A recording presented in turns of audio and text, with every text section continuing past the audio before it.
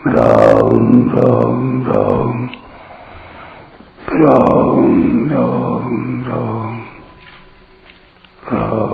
राम राम नारायण नारायण। संबंध। अर्जुन के प्रश्न के उत्तर में अपना अवतार रहस्य प्रकट करने के लिए भगवान पहले 5वें श्लोक में अपनी सर्वज्ञता का दिग्दर्शन कराते हैं। श्री भगवानुवाच बहूनि मे व्यतीतानि जन्मानि तव चार्जुन तान्यहं वेद सर्वाणि न त्वां वेत्थ परन्तप। श्री भगवान बोले, हे परंतप अर्जुन, मेरे और तेरे बहुत से जन्म हो चुके हैं, उन सब को मैं जानता हूँ, पर तू नहीं जानता। व्याख्या। तीसरे श्लोक में भगवान ने अर्जुन को अपना भक्त और प्रिय सखा कहा था, इसलिए पीछे के श्लोक में अर्जुन अपने हृदय की बात निसंकोच होकर पूछते हैं। अर्जुन में भगवान के जन्म रहस्य को जानने की प्रबल जिज्ञासा उत्पन्न हुई है, इसलिए भगवान उनके सामने मित्रता के नाते अपने जन्म का रहस्य प्रकट कर देते हैं। यह नियम है कि श्रोता की प्रबल जिज्ञासा होने पर वक्ता अपने को छिपाकर नहीं रख सकता, इसलिए संत महात्मा भी अपने में विशेष श्रद्धा रखने वालों के सामने अपने आप को प्रकट कर सकते हैं। इस पर एक टिप्पणी है। संत महात्मा भी स्वयं छिपे रहते हैं और सबके सामने प्रकट नहीं होते, परंतु निम्नलिखित 3 अवसरों पर वे अपने आप को प्रकट कर देते हैं। पहला, जब कोई अत्यधिक श्रद्धालु सामने आ जाए और उसमें उन्हें संत महात्माओं को जानने की उत्कट अभिलाषा हो।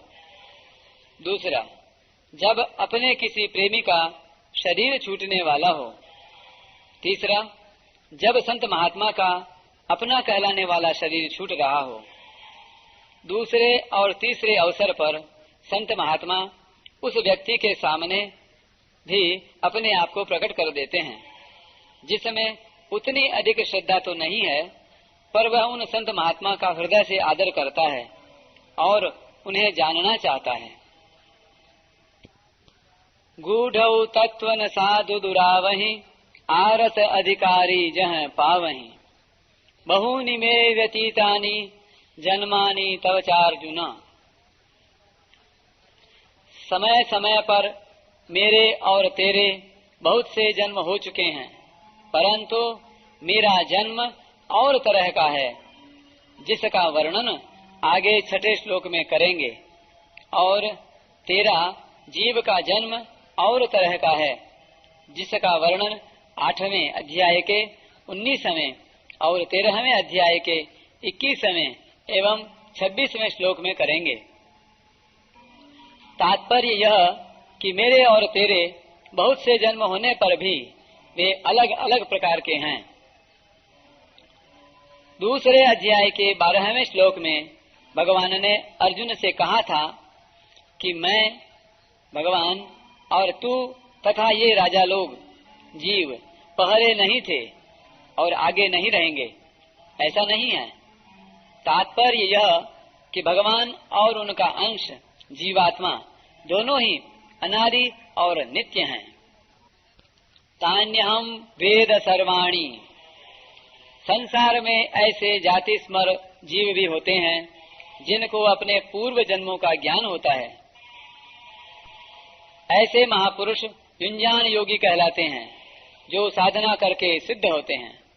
साधना में अभ्यास करते करते इनकी वृत्ति इतनी तेज हो जाती है कि ये जहाँ वृत्ति लगाते हैं वहीं का ज्ञान इनको हो जाता है। ऐसे योगी कुछ सीमा तक ही अपने पुराने जन्मों को जान सकते हैं, संपूर्ण जन्मों को नहीं।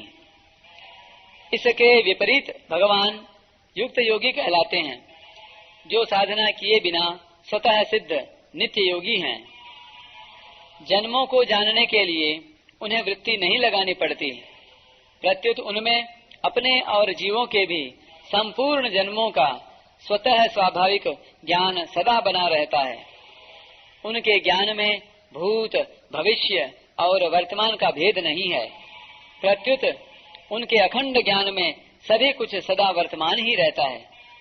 कारण कि भगवान संपूर्ण देश, काल, वस्तु, व्यक्ति, परिस्थिति आदि में पूर्ण रूप से विद्यमान रहते हुए भी इनसे सर्वथा अतीत रहते हैं।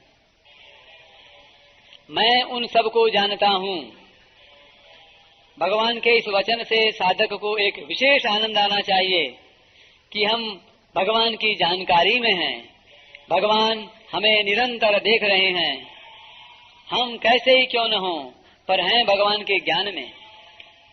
न त्वं वेत्थ परंतप।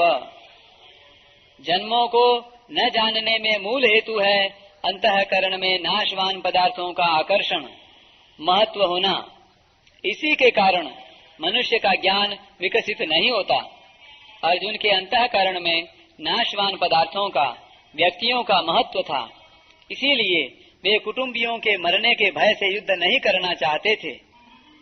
पहले अध्याय के 33वें श्लोक में अर्जुन ने कहा था कि जिनके लिए हमारी राज्य, भोग और सुख की इच्छा है, वे ही ये कुटुंबी प्राणों की और धन की आशा छोड़कर युद्ध में खड़े हैं।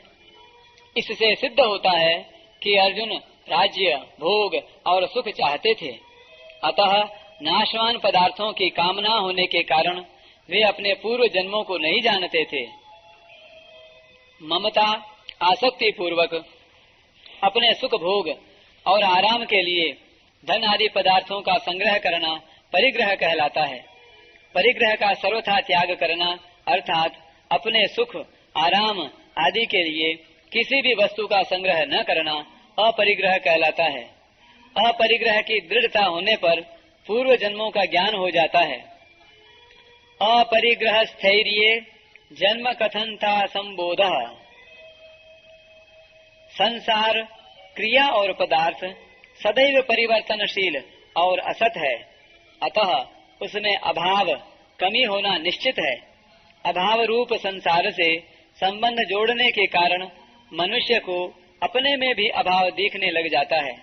अभाव दिखने के कारण उसमें यह कामना पैदा हो जाती है कि अभाव की तो पूर्ति हो जाए, फिर नया और मिले। इस कामना की पूर्ति में ही वह दिन रात लगा रहता है, परंतु कामना की पूर्ति होने वाली है नहीं। कामनाओं के कारण मनुष्य बेहोश सा हो जाता है। अतः ऐसे मनुष्य को अनेक जन्मों का ज्ञान तो दूर रहा, वर्तमान कर्तव्य का भी ज्ञान, क्या कर रहा हूँ और क्या करना चाहिए, यह ज्ञान नहीं होता।